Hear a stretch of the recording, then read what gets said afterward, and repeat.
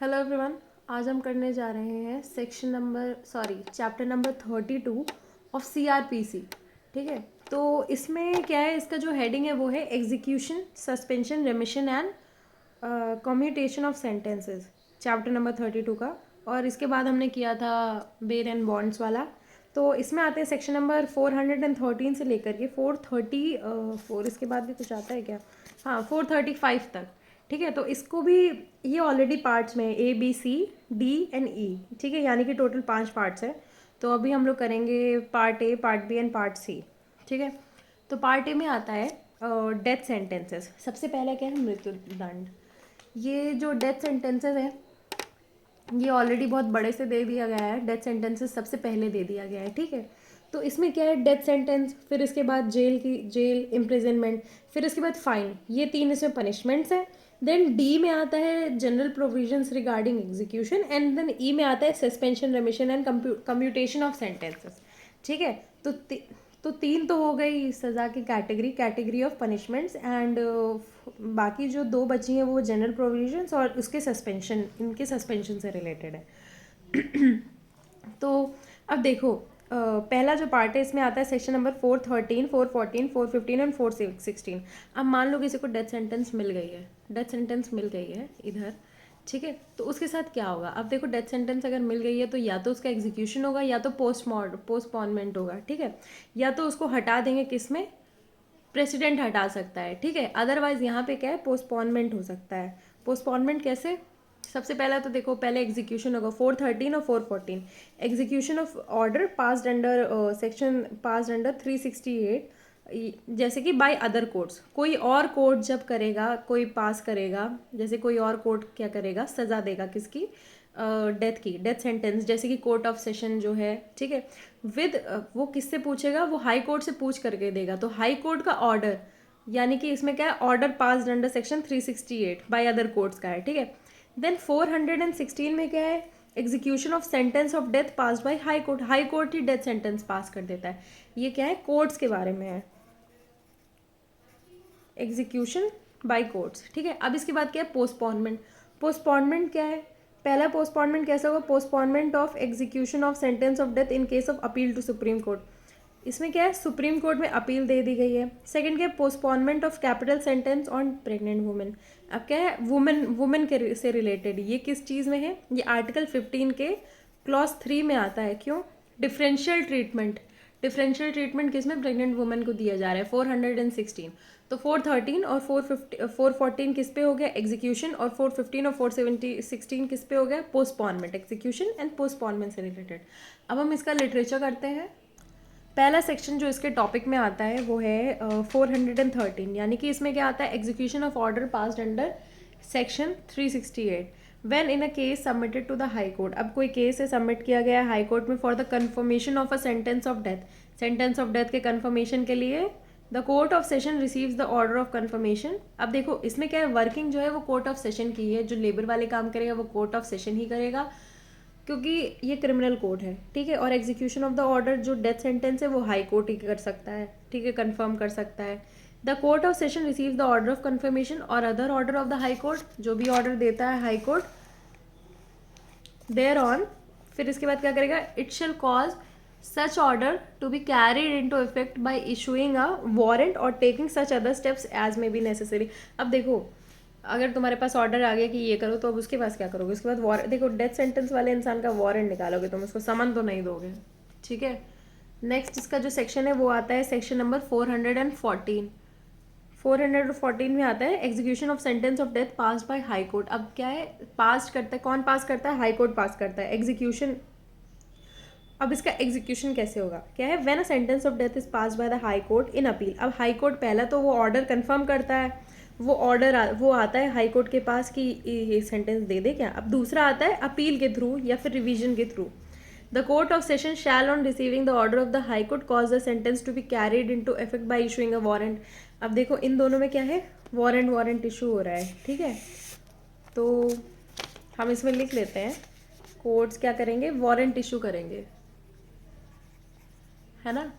इस चीज़ में लिख लिया है कि वारंट इशू होगा। देन इसके बाद आता है नेक्स्ट 415। ये थोड़ा सा बड़ा है, इसका है postponement of execution of sentence of death in case of appeal to Supreme Court. अब सिंपल है, अगर अपील है तो पोस्टपोन हो जाएगा एग्जीक्यूशन, एग्जीक्यूशन पोस्टपोन हो जाएगा, ठीक है। Where a person is sentence to death by the high court and an appeal from its judgement lies to the Supreme Court. Appeal क्या है, सुप्रीम कोर्ट पे लाई करती है और ऑर्डर कंफर्म हुआ है हाई कोर्ट पे। अंडर सब क्लॉज ए और sub clause B of clause 1 of article 134 of the constitution, the high Court shall order the execution of sentence to be postpone. High court ही postpone करेगा until the period allowed for preferring such appeal has expired, or if an appeal is preferred within that period until such appeal is disposed। कब तक, जब तक appeal जो है वो, जो प्रिफरिंग अपील करने का जो पीरियड है वो एक्सपायर नहीं हो जाता, या तो जब तक वो जो अपील है वो डिस्पोज ऑफ नहीं हो जाती है। नेक्स्ट है where a sentence of death is passed और confirmed by the high court, ठीक है, and the person sentenced makes an application to the high court for the grant of a certificate under article 132 or under subclause c of clause 1 of article 134 of the constitution। इसमें क्या है कि substantial question of law आता है। The high court shall order the execution of the sentence to be postponed until such application is disposed of by the high court, or if a certificate is granted on such application until the period allowed for preferring an appeal to the supreme court or such certificate has expired।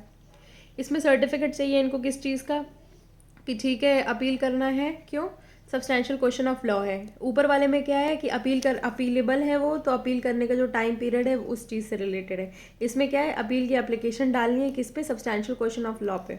Then next है where a sentence of death is passed और confirmed by the high court and the high court is satisfied that the person sentence intends to present a petition to the Supreme Court for the grant of special leave to appeal under Article 136 of the Constitution। Special leave of appeal मांग रहे हैं। The High Court shall order the execution of the sentence to be postponed for such period as is considered sufficient to enable him to present। अब देखो इसमें clause 1 पे किस चीज़ के बारे में, क्लॉज 1 पे है कि अपील है, अपीलेबल टाइम। सेकेंड है अपील के लिए सर्टिफिकेट चाहिए। थर्ड है स्पेशल लीव पिटिशन, SLP डाला है उसके लिए जो टाइम पीरियड है। देखो जो फलाना ढिमकाना टाइम है उसके लिए वो उसको लीव कर दिया जाएगा कि ठीक है जाओ तुम अपना काम करो, अपनी जान बचाओ।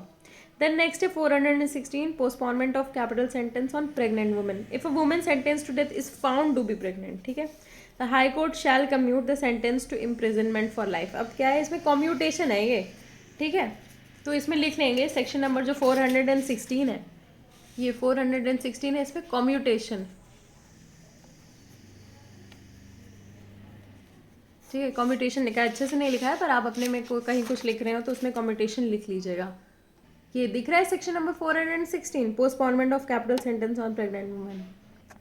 अब आते हैं सेक्शन नंबर 417, 18, 19, 20। ये भी 4 सेक्शंस हैं, ठीक है, और इसमें है इसके बारे में इम्प्रिजनमेंट से रिलेटेड। अब इसमें इम्प्रिजनमेंट फॉर लाइफ और वो सारे इम्प्रिजनमेंट इसी में कवर होते हैं। तो 417 है। अब देखो अगर डेथ सेंटेंस थी तो उसमें कुछ नहीं, एग्जीक्यूट करना है या पोस्टपोन करना है। अब इसमें देखो जेल है, जेल क्या है, जेल खुद एक जगह है, तो प्लेस ऑफ इम्प्रिजनमेंट जगह, देन उसका एग्जीक्यूशन, जगह मिल गई अब उसको भेज दो, ठीक है, जैसे कि रूम मिल गया अब उसमें चले जाओ। Execution of sentence of imprisonment, उसे एग्जीक्यूट कर देंगे। डायरेक्शन ऑफ वारंट, अगर वारंट चाहिए तो उससे रिलेटेड जो है। Then warrant with whom to be lodged, warrant किस पे लॉज होगा। देखो सिंपल ये 2 सेक्शन सबसे इंपॉर्टेंट है, क्या, प्लेस ऑफ इम्प्रिजनमेंट, इम्प्रिजनमेंट की जगह ज़रूरी है। दूसरा एग्जीक्यूशन, एग्जीक्यूशन के लिए क्या करना होगा, वारंट देना होगा। Warrant with whom to be lodged, अब वारंट किस पे जाएगा, ठीक है। अब आप आते हैं इसके लिटरेचर पे। Section number 417 power to appoint place of imprisonment. अब इम्प्रिजनमेंट कहाँ पे जेल है उसकी पावर उस चीज़ से रिलेटेड है, ठीक है। Except when otherwise provided by any law for the time being in force the state government में डायरेक्ट इन व्हाट प्लेस, कौन डायरेक्ट करेगा, स्टेट गवर्नमेंट डायरेक्ट करेगी। In what place any person liable to be imprisoned और committed to custody under this code shall be confined, ठीक है। State government बताएगी if any person liable to be imprisoned और committed to custody under the code is in confined in a civil jail. मान लो अगर वो confined है civil jail में, द कोर्ट और मजिस्ट्रेट ऑर्डरिंग द इम्प्रिजनमेंट और कमिटल में direct that the person be remove to a, person क्या कर दिया जाएगा, remove to a criminal jail. पहला तो एक स्टेट गवर्नमेंट, दूसरा है removal from CPC to CRPC। Then इसका जो क्लॉज 3 है वो ये है, when a person is removed to a criminal jail under subsection 2 he shall on being released therefrom be sent back to civil jail unless either, ठीक है। अब इधर में क्या आते हैं, 2 पॉइंट्स आते हैं। 2 पॉइंट्स कौन कौन से आते हैं, पहला तो आता है sub clause A, sub clause ये क्या है, 3 years हैव इलैप्स्ड, क्या है 3 years इलैप्स हो गए हैं तो इसको रिलीज कर दिया जाएगा। क्या 3 years elapsed since he was removed to criminal jail in which case he shall be deemed to have been released from the civil jail, क्या हो जाएगा released from the civil jail। Next है the court which ordered his, court क्या करेगी, certify करेगी release, और फिर इसके बाद देन क्या कर देगी, release. The court which ordered his imprisonment in the civil jail has certified क्या है to the officer in charge of the criminal jail that he is entitled to be release, उसका entitlement to be release under section 58 of the CPC, ठीक है, और under section 23 of the provisional insolvency act as the case में be, certified entitled to be release, ठीक है। कौन, officer in charge of the criminal jail को देगा कौन, जो सिविल जेल वाला है, ठीक है। ये दोनों चीज़ें हैं, इसमें सिंपली बस ये है कि पहला तो स्टेट गवर्नमेंट बताएगी, और अगर सिविल जेल में तो उसको क्रिमिनल जेल में भेजना, फिर इसके बाद उसकी और सज़ा होगी, और सज़ा जो है जनरली नहीं होगी अगर 3 साल से कन्फाइंड है तो।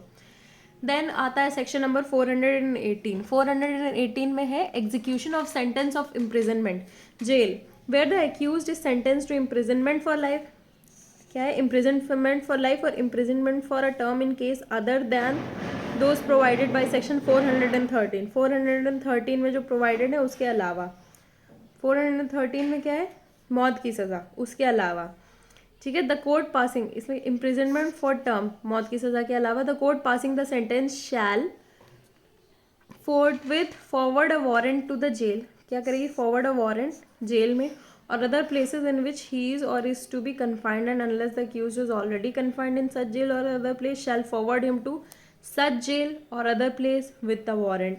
अब क्या है इसमें, उसको जेल की कोई भी जेल टर्म की सज़ा मिली है तो उसको क्या करेंगे, forward a warrant to the jail or other place in which he is or is to be confined. कहाँ पे भेजेंगे, वारंट पे, जहाँ पे वो कन्फाइन किया जाएगा, जेल में किया जाएगा नॉर्मली, ठीक है। तो इसमें बड़ा सा सर्कल कर दिया है, jail is very much important term here, क्योंकि जेल में वारंट जाएगा, उस इंसान के पास वारंट नहीं जाएगा। देन इसमें प्रोवाइडेड है, provided that where the accused is sentence to imprisonment till the rising of the court it shall not be necessary to prepare or forward a warrant to a jail and the accused may be confined in such place as the court may direct. अब इसमें क्या है, accused को sentence किया गया है imprisonment के लिए, ठीक है, till the rising of the court it should not be necessary to prepare. देखो जहाँ पे उसे जेल भेजना है वहाँ पे उसका सेंटेंस आ गया तो ज़रूरी नहीं है वारंट बनाओ फालतू में। देन इसके बाद इसका क्लॉज 2 है, where the accuse is not present in court. अब इस पे क्या है, accuse is not present in court when he sentence to such imprisonment as is mention in subsection 1 the court shall issue a warrant for his arrest.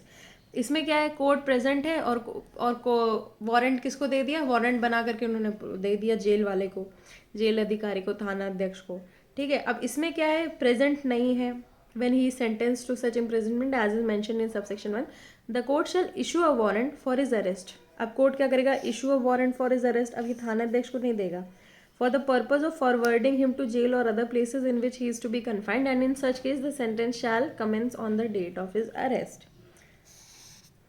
ठीक है।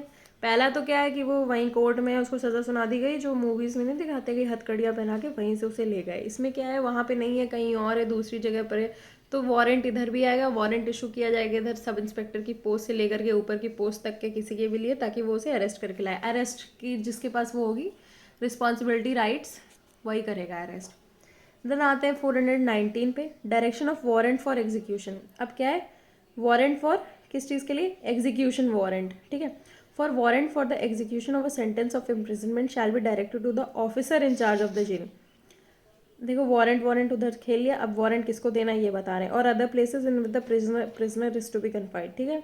Warrant with whom to be lodge when the prisoner is to be confined in a jail the warrant shall be lodge with the jailer, ठीक है। ये दोनों miscellaneous चीज़ें एक तरह से हो गई हैं 419 420। मेन इंपॉर्टेंट इसमें है 418 और 417।